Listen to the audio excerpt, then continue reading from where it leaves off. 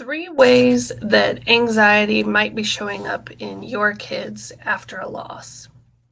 Um, I want to talk to you today about understanding how anxiety looks in children and teens and how that's a normal part of their grief journey. And if you stick around to the end of the video, I would love for you to comment hashtag overwhelm to join me in a free 15-minute grief to healing clarification call where I will give you the number one strategy to address grief in your household. And specifically for those of you who might be having what looks like anxiety, I would love to give you some specifics on how you can help your child and minimize those anxiety symptoms in your house. So for those of you that are here this morning, if you want to comment hashtag live to let me know you're here. And for those of you who are watching the replay, if you want to comment hashtag replay, that way the video stays in the feed and somebody who might have missed it, who wanted to see it, can hop on and listen. Also, this is the second time we're using StreamYard, and at the top of the post, there is a place for you to click on that, allowing StreamYard to show your name in the feed so that I know who's here, and when a comment comes up, then I can see who made the comment and address you directly. If you don't, that's fine. It will just show you as Facebook user, and I won't be able to specifically see that it's you. So again, we are going to be talking about three ways that anxiety typically shows up in our kiddos. And the first one is separation. So when our children have lost somebody, their attachment becomes stronger with the other parent or caregiver that's there.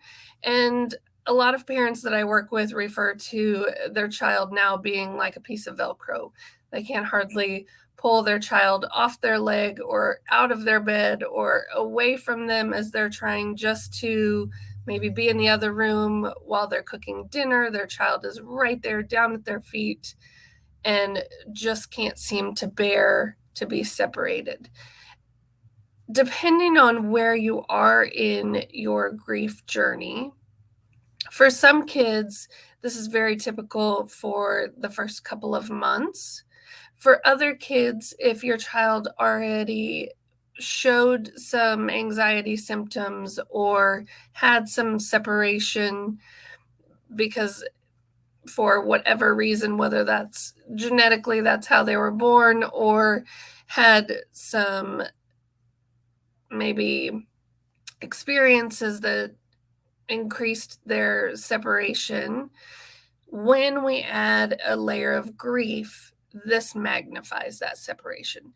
Kids become fearful that if mom or dad are out of my sight, something might happen to them, something bad might go on, I might get hurt, just lots of concerns. And so they have this belief that if I am with mom or if I am with dad all the time, I never let them out of my sight, things will be okay.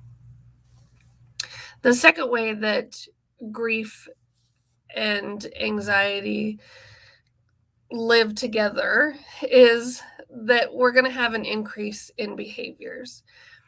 For most parents, the behaviors we start to notice is if our child was typically a pretty quiet, interactive child, and suddenly they have become angry or they're acting out aggressively, or what may not even look like anxiety actually could have a layer of anxiety hidden below the surface. And again, I know I've mentioned this in other videos. When we talk about school-age kids, the ones who go unnoticed are the ones who are more withdrawn or kind of turned into themselves with their anxiety. The ones who get the most attention are the ones who are acting out, the ones who are being physically aggressive, because that potentially runs the risk of harming other children.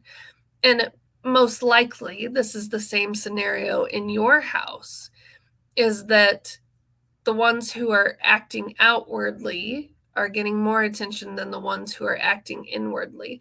And it's not necessarily a choice or a conscious decision to pay attention to the one who's acting outwardly. It's usually because the danger is seen where other siblings are getting injured or items in the household are getting broken. And so that's usually why our attention is drawn to the one who's acting outwardly versus inwardly.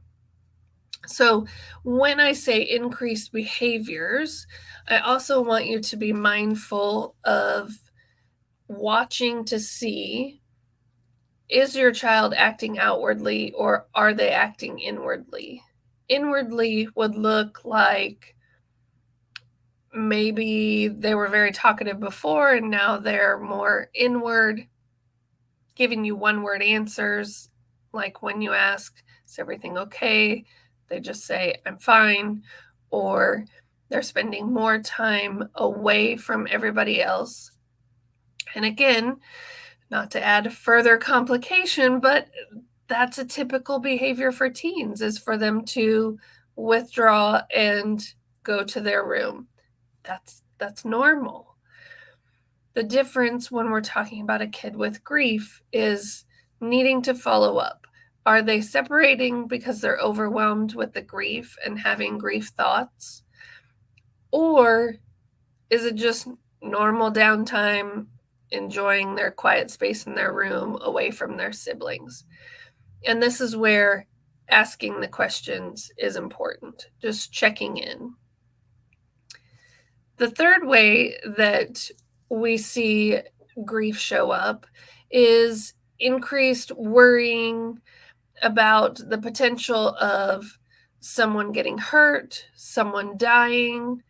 They may have an exaggerated caution, meaning if anybody in the room is doing risk-taking behavior, and when I say risk-taking behavior, that may be something like one of your children jumping off the couch or one of them cutting with scissors when they aren't supposed to.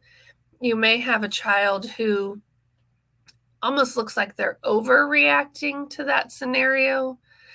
They may scream and cry. They may call attention and be very panicked when they come and get you to have you address the situation. You may see more of these worries show up at bedtime. Maybe at bedtime, there's increased talk of dad dying or mom dying or the loss of grandma, wanting to know if they were in pain, wanting to know, are they in pain now? Wanting to know, as their parent, you're older. Are you going to die? And how do you answer those questions? And some of it is they're not really looking for the answer to the question. They are really looking for, am I safe? Am I okay? Should I be worried about this? So sometimes as a parent, answering the question underneath the question or making a statement of what's underneath the question. For instance, saying, it seems like you're really concerned that something bad may happen or that something else may happen or that somebody might die. Again, you're saying it out loud. You're helping them process what they're thinking. Because when we talk about our littles, so our kids who are 10 and under, they have very concrete thinking, very black and white. Either you're living or you're dying. Either it's good or it's bad. This is, again, typical developmental behavior. We don't get abstract thinking until 11 or 12, which helps them process those grief and death questions. So, again, the questions may change and look very different when we head into that middle school age. So, I'm sure that as we talk, you're kind of wondering or saying to yourself, okay, yes, those are the 3 ways that it's showing up in my child. Or, okay, yeah, my child is doing that one. Okay, I understand. Now what? What comes next? And truly, the number one solution to these 3 ways that anxiety may be showing up is consistency. As best we can, and again, knowing no parent's perfect, we do the best we can. Consistency equals predictability, and with that predictability, it equals safety. And that's what our kids are looking for. Our kids are looking for safety, and they are taking those cues of safety from us as their parents. So, examples of how consistency and predictability may show up in your household is things like we eat breakfast at a certain time, we have a certain time for bed, when we go to the park, we have a certain way we play on equipment, when we ride bicycles, we always wear tennis shoes. These are little things, but they are also little stepping stones as to keep reinforcing the message that as your parent, I'm here to help you stay safe. And by doing that, we consistently and predictably show up and have the same rules.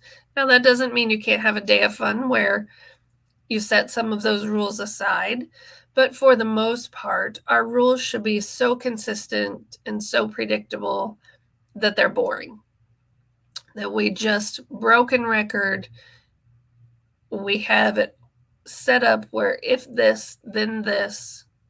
So if we get this behavior, this is the consequence that comes with that.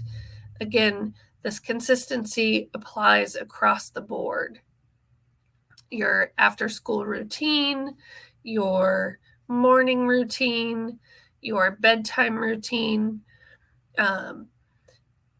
Where it becomes more of an issue is, let's say, for bedtime, one night it's 9 o'clock, the next night it's 11, the next night it's 7 o'clock.